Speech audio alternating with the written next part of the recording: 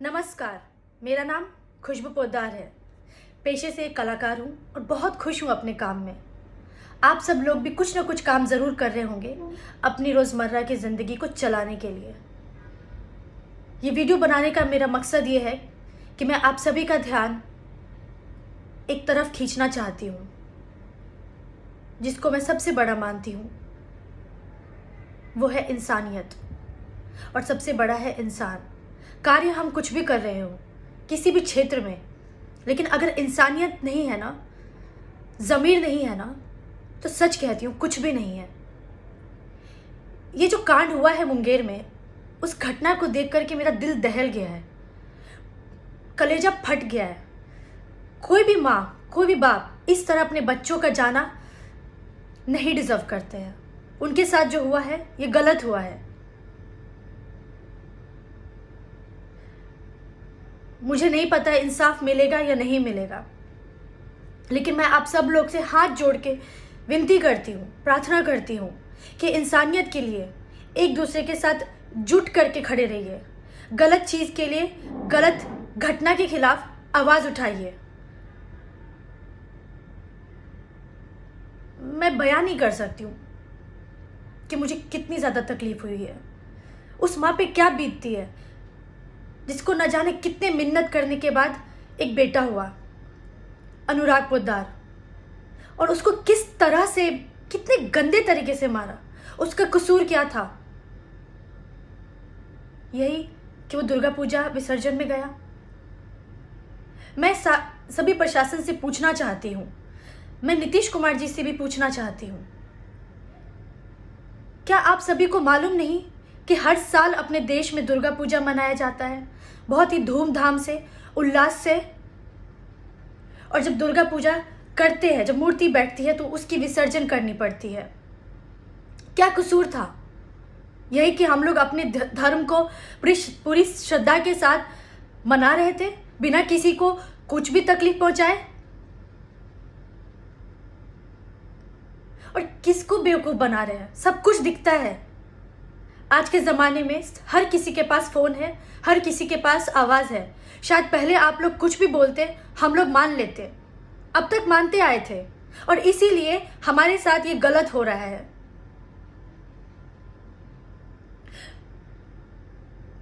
मैं आप लोग को दिखाना चाहूँगी, अगर आप लोग ज़रा सा भी जागरूक हैं तो मुझे पूरा यकीन है कि आपने ये दिल दहलाने वाली, आत्मा को झकझोरने वाली तस्वीरें देखी होंगी।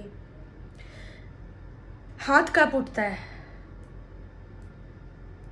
लेकिन मैं आपको दिखाऊंगी।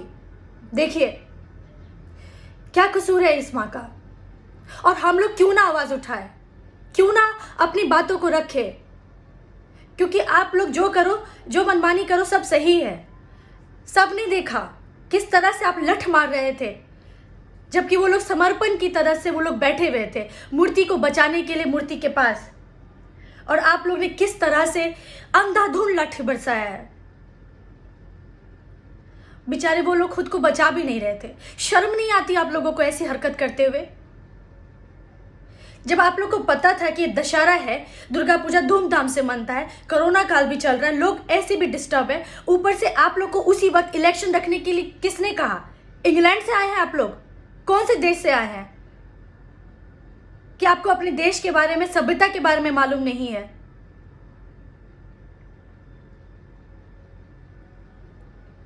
जो हो रहा है बहुत गलत हो रहा है। मैं आप आम नागरिक से रिक्वेस्ट करती हूं कि आवाज उठाइए, एक दूसरे के साथ एकजुटता बना के रखिए। ये सेक्युलरिज्म के नाम पे बहुत ही गलत हो रहा है। जो नाइंसाफी हमारे लिए, हमारे साथ हो रही है, हम सबके साथ हो रही है, हम झेलते हैं उसको। इंसाफ का पैमाना बदल जाता है पद को देख करके, पैसों को देख करके, पावर को देख करके, कास्ट रिलीजन को देख करके। क्यों one nation one education, one nation one law क्यों नहीं होता है? अपराध को अपराध के तौर पे क्यों नहीं देखते हैं? क्यों उसका पैमाना बदल जाता है? क्यों अपराध कम ज्यादा हो जाता है? और यही वो बहुत बड़ी विडंबना है जिसको हम लोग आज तक झेलते आए हैं, जिसकी वजह से न जाने कितने मासूमों की जानें गई हैं। और अब अब बहुत हो गया। ये राजनीति के चक्कर में, ये उनको नीचा दिखाने के चक्कर में या उसको ऊंचा दिखाने के चक्कर में बेगुनाह के जाने लिए जाते हैं, और अब ये नहीं चलेगा। और जिस तरह से लिपापोती कर रहे हैं, आप लोग को शर्म आनी चाहिए। मैं किसी को गलत नहीं ठहरा रही हूं, मैं सिर्फ इतना कह रही हूं कि अपनी ज़मीर, अपने अंदर की इंसानियत को देख लीजिए। शायद आप दुनिया से छुपा ले, हम लोगों से छुपा ले, लेकिन आपका दिल, आपका अंतर आत्मा जानता होगा कि कौन गलत है, कौन सही है। और आप लोग चुप नहीं करा सकते, क्योंकि यहां पे हर किसी का अधिकार है अपनी बातों को रखने का। कई दफे मैंने कहा कि दूसरे की जगह रह करके देखिए, क्यों जब वो घटना हमारे साथ घटेगी तभी हम उस चीज के लिए लड़े। और कौन सी इंसाफ दिला देंगे? मुझे एक बात बताइए, जिसकी बेटी जानी होती है चली जाती है, जिसका बेटा मरना होता है मर जाता है, सामने दिखता है इंसान कोई किसी को मार रहा होता है, वो जब किसी की जान लेता है तो उसकी ना हाथ कांपती है ना आत्मा। लेकिन हम सब कुछ जानने के बाद भी मूक दर्शक बनकर बैठे रहते हैं, उनको सजा मिले इस चीज की फरियाद करते रहते हैं। क्यों?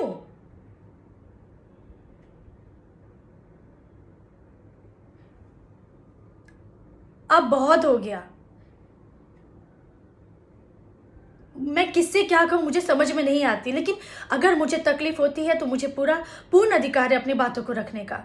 उस मां को देख के मेरा कलेजा फट गया। उस बच्चे के जगह मैं भी रह सकती थी, आप भी रह सकते थे, कोई भी रह सकता था, और उसके साथ भी यही घटना घट सकती थी। पालघर वाला जो केस हुआ, उसमें क्या आज तक इंसाफ मिला? नहीं मिला। 3 मासूम जानें चली गई। किसको बेवकूफ बना रहे हैं? जयपुर में एक पंडित को सरेआम जला दिया गया, उनकी 5 बेटियां कहां जाएंगी वो? आज अनुराग पोद्दार के साथ ये हुआ। इसका जवाबदेही कौन लेगा? कौन है जिम्मेदार? जब रक्षक ही भक्षक बन जाए तो मुझे नहीं लगता उस देश का कुछ हो सकता है। इसलिए आप लोग को जो भी पद मिला है, मैं उन सारे प्रशासन से रिक्वेस्ट करती हूं, विनती करती हूं कि अपने पद का सही उपयोग करें और हम जैसे आम नागरिक को इंसाफ दिलाएं और ऐसी घटना से हमें बचाएं। नहीं झेल सकते हम। उस माँ, उस बाप के दुख दर्द को आप लोग कभी कम नहीं कर सकते, ना पैसों से, ना ही इंसाफ दिला करके। लेकिन इंसाफ अगर आप दिलाते हैं तो एक उम्मीद जरूर कायम कर सकते हैं कि हाँ, आगे से ऐसा नहीं होगा। चाहे वो पुलिस अधिकारी हो, चाहे वो कोई असामाजिक तत्व हो, चाहे वो कोई भी लोग हो। आशा करती हूं कि मैं समझा पा रही हूं कि मैं क्या कहना चाह रही हूं।